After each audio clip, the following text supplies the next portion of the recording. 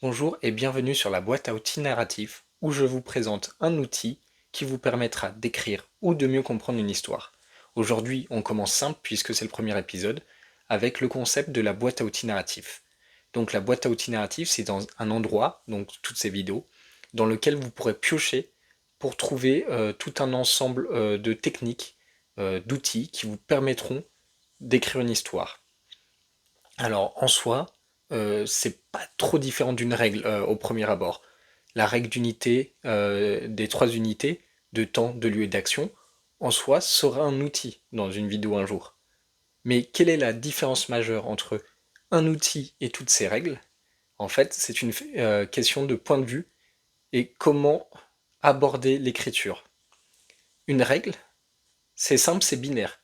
Soit on s'y conforme, soit on s'y conforme pas. C'est pas plus bête que ça. Donc vous décidez si oui ou non vous allez suivre une règle. Un outil, en revanche, c'est pas est-ce que vous l'utilisez ou vous ne l'utilisez pas. Vous allez décider de comment vous allez l'utiliser. Euh, la règle d'unité de temps, de lieu et d'action, eh bien soit vous décidez que votre personnage et l'histoire sera bloquée dans un seul lieu, un seul endroit, en un seul moment, et dans lequel il va se produire qu'une seule chose.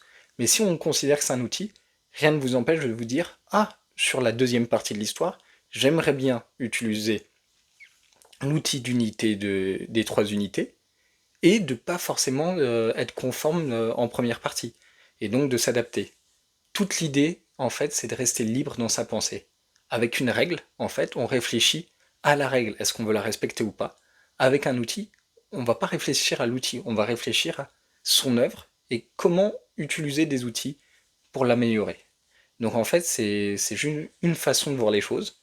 Et donc dans les vidéos qui suivront, quand je vous présenterai des outils, il y aura des outils que vous connaîtrez déjà en fait, et il y aura des outils que j'espère que vous ne connaîtrez pas au fur et à mesure.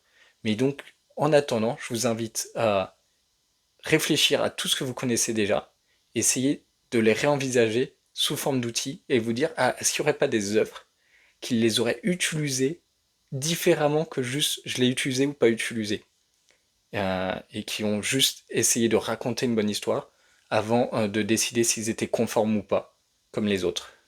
Voilà.